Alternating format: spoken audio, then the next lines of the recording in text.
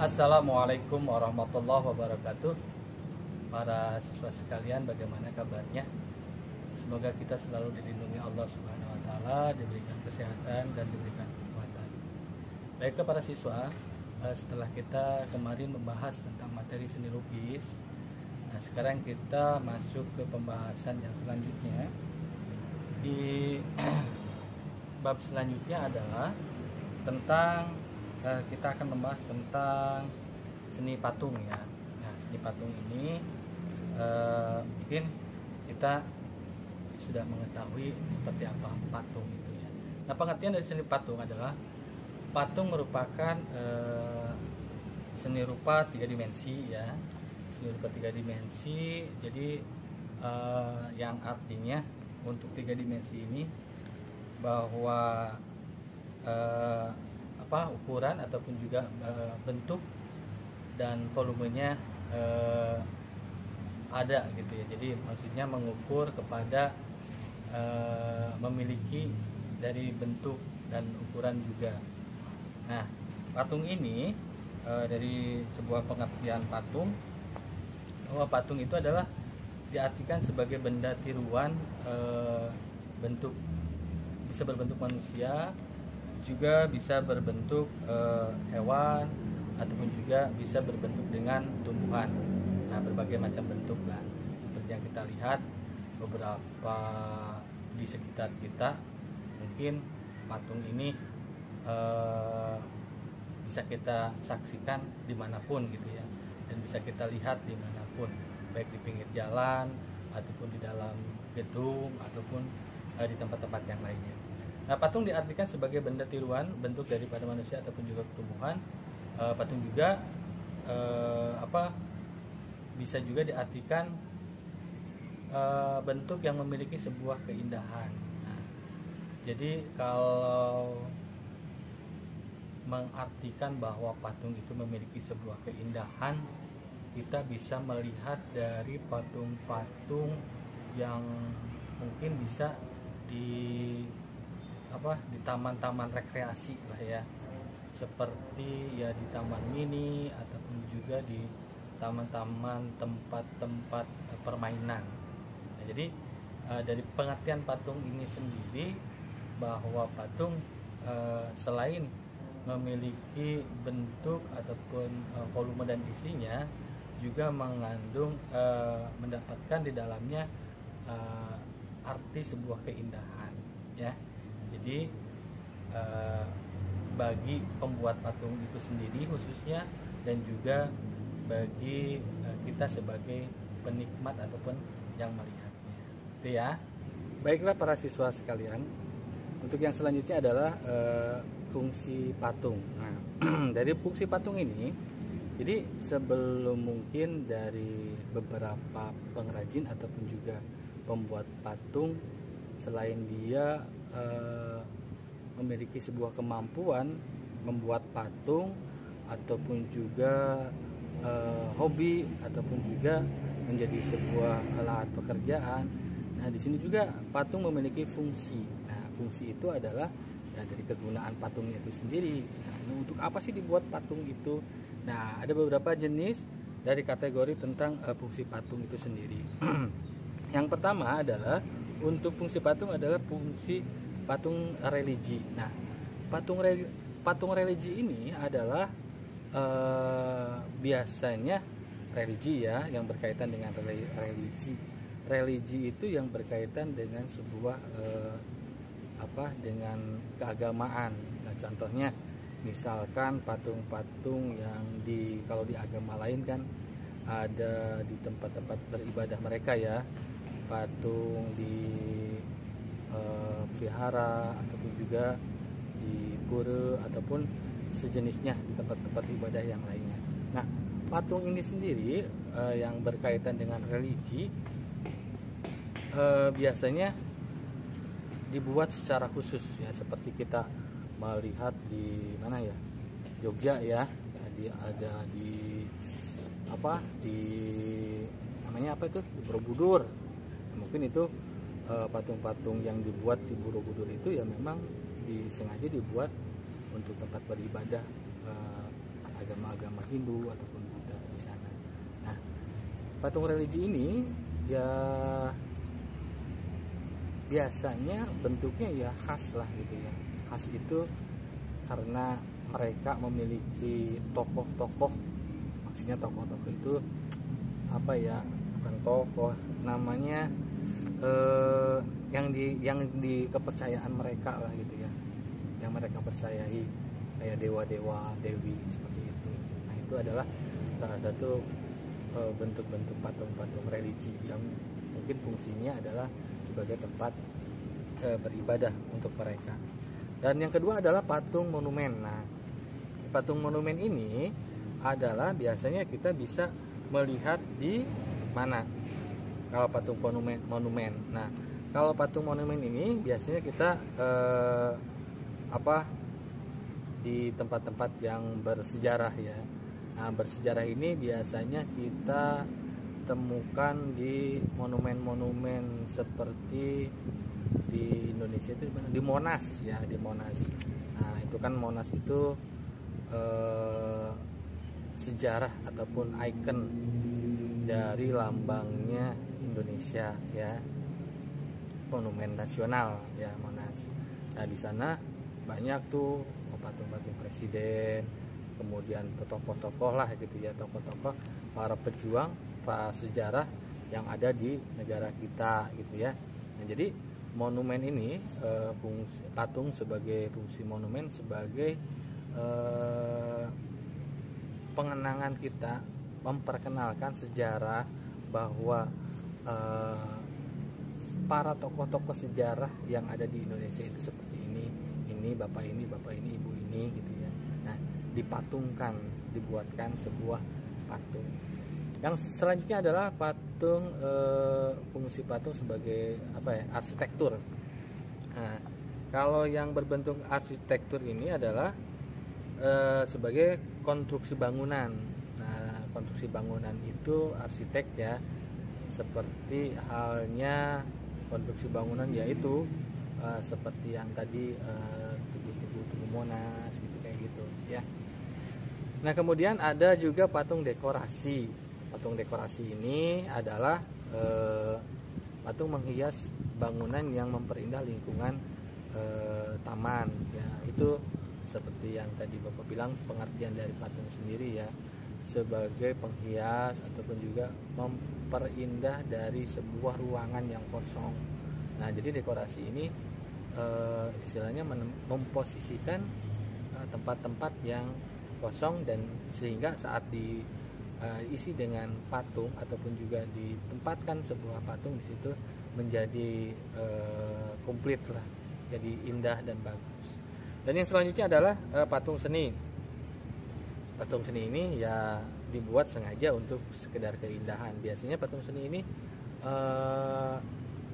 biasanya ditempatkan di posisi-posisi di rumah, di ruangan-ruangan, mungkin kalau rumahnya besar lah gitu ya. Nah, itu hanya untuk memperindah dari sebuah ruangan saja. Nah, yang terakhir adalah fungsi dari patung itu adalah sebagai patung kerajinan. Nah, patung kerajinan ini adalah patung hasil karya kerajinan seseorang. Biasanya ini dibuat untuk ya dijual gitu ya. Dia pengrajin patung, kemudian juga dia penghasilannya di situ, pengrajinnya ya. Jadi fungsi dari patung itu ada patung religi, sebagai monumen, arsitektur, kemudian juga dekorasi, dan seni juga kerajinan ya. Jadi memiliki fungsi, tidak semata-mata orang membuat patung kalau misalkan tidak ada fungsinya. Para siswa sekalian, untuk materi selanjutnya adalah tentang bentuk patung. Nah, di sini ada beberapa bentuk patung. Yang pertama adalah patung figuratif dan non figuratif. Nah, di sini tentang bentuk atau patung ini ada dua macam ya. Macamnya yang figuratif dan non figuratif. Nah, kalau yang berbentuk yang figuratif, nah di sini ada bagian-bagiannya, macam-macam dari bentuk yang figuratif. tampak yang wujudnya meniru dengan objek alam ya, seperti manusia, binatang, tumbuhan ya. Nah, itu adalah yang berbentuk figuratif. Nah, di sini juga dalam bentuk patung figuratif ada istilah-istilah lain. Yang pertama adalah torso, kemudian yang kedua adalah bos, kemudian yang ketiga adalah kepala, yang keempat adalah freestanding, kemudian yang kelima adalah zonde. Nah, torso ini adalah patung badan tanpa kepala, tanpa tangan dan kaki. Ini adalah jenisnya, bentuknya adalah bentuk patung torso. Kemudian bos atau sedada, patung setengah badan dari kepala sampai dada dan tangan. Ya, itu adalah masuk kepada figuratif yang bos ataupun sedada. Kemudian kepala, patung kepala dan leher saja. Kemudian freestanding ini adalah patung seluruh tubuh dalam posisi berdiri ya. Nah, kemudian yang kelima adalah zonde, patung seluruh tubuh dalam bentuk posisi berdiri. Nah, ini adalah bentuk-bentuk patung yang memang memiliki ketentuan-ketentuan sendiri, khususnya dari keperluan-keperluan jenis kebutuhannya ya. Seperti misalkan ini contoh tentang patung torso ya, patung badan tanpa kepala, tanpa tangan dan kaki. Nah, biasanya ini patung adanya seperti kita ada di tubuh BNI ya, seperti itu ya, hanya ya sebagai hiasan saja gitu ya, figuratif ya. Kemudian juga sedada, kepala, banyak lah ya bentuk-bentuk patung. Nah, kemudian yang kedua adalah bentuk patung non figuratif. Nah, jadi bentuk patung non figuratif ini adalah contohnya ini abstrak ya, bentuknya perwujudannya abstrak. Yang selanjutnya para siswa adalah tentang media seni patung. Nah, media seni patung ini kita menggunakan apa aja sih ya? Jadi media seni patung itu ya memang bebas ya untuk apa pembuatannya. Yang jelas yang masih bisa digunakan untuk kegiatan bentuk-bentuk pembuatan patung. Nah, di sini ada bahan, ada alat dan juga ada teknik. Nah, di sini ada bahan. Bahan juga di sini ada beberapa terbagi menjadi 3 bagian. Ada juga bahan yang lunak, ada bahan yang sedang dan juga ada bahan yang keras. Nah, di sini bahan lunak adalah bahan yang empuk dan mudah dibentuk. Nah, misalnya seperti tanah liat ya. Kita kan terus apalagi sih ya?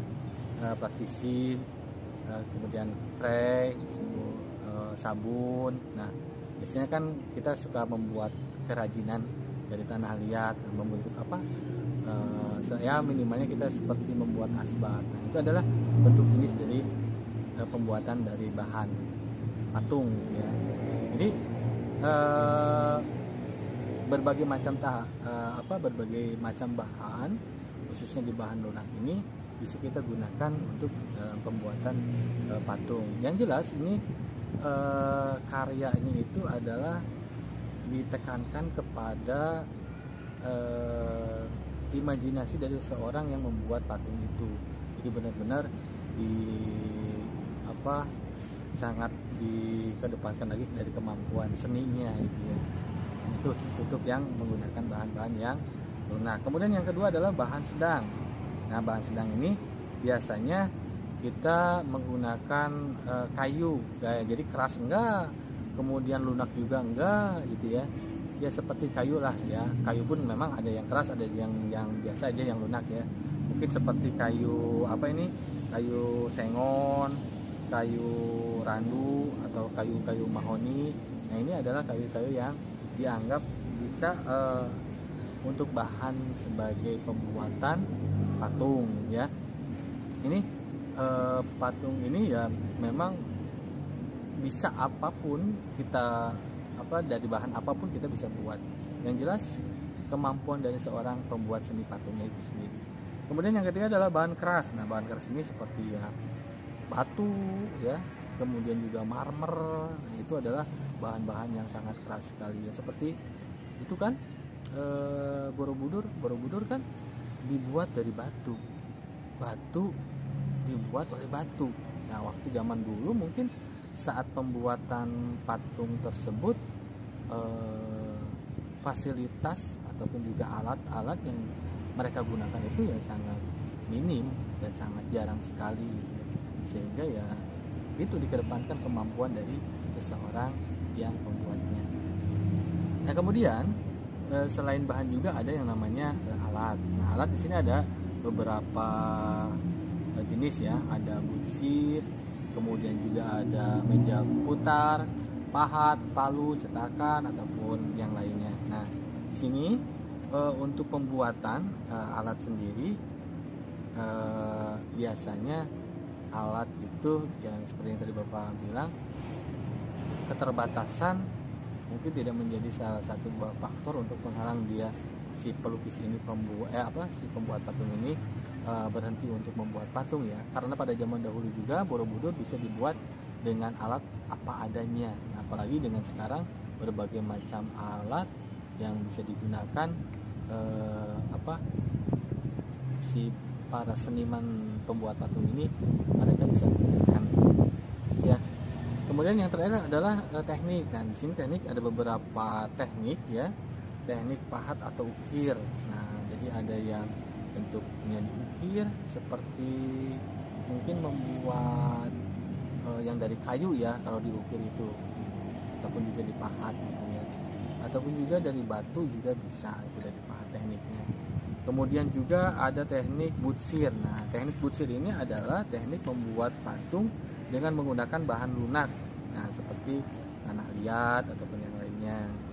Nah, kemudian teknik butsir ini membutuhkan alat-alat pisau ya, kemudian juga tali pemotong, rol penggilas, serta pahat pendukung yang lainnya ya. Siapkan tanah liatnya dulu. Nah, ini kalian bisa cobalah membuat apa aja. Tanah liat mungkin kita bisa didapatkan di sekeliling rumah kita juga banyak lah ya tanah liat ya, cuman kan pasti berbeda-beda tekstur dari tanah liat itu sendiri. Kemudian juga ada yang ketiga adalah teknik cor. Nah, teknik cor ini biasanya yang sekarang digunakan yang mungkin untuk zaman sekarang ya, zaman sekarang dalam pembuatan patung. Seperti yang kita lihat untuk pembuatan patung pada zaman sekarang itu memang lebih mirip dan lebih benar-benar dari sebuah penampilan apa yang dibuat patung dengan yang ditirunya itu, mau binatang, mau manusia atau tumbuhan, benar-benar mirip. Nah, teknik cor ini ya memang memiliki teknik yang sudah sudah kekinian lah ya gitu ya, dengan wawasan ataupun juga dengan pengalaman, didukung dengan peralatan yang ada, tinggal dicetak ya, udah bisa menggunakan komputerisasi. Seperti contoh kita melihat patung yang di depan kantor polisi kan, patung harimau ada tuh di depan kantor Polda, di depan kantor Polres itu kan harimaunya seperti harimau macan kumang sungguhan ya. Kemudian juga di stadion bola biasanya ya, di negara-negara Inggris, di negara-negara luar biasanya kan ada tokoh-tokoh patung dari pemain bolanya itu sendiri ya. Nah, mungkin itu aja para siswa sekalian, materi tentang seni patung dan teknik pembuatannya dan juga bahannya singkat Bapak sampaikan. Mudah-mudahan para siswa bisa menyimaknya, kemudian juga kita mendapatkan sebuah perlindungan dari Allah Subhanahu wa taala untuk tetap menjaga kesehatan. Terima kasih. Assalamualaikum warahmatullahi wabarakatuh.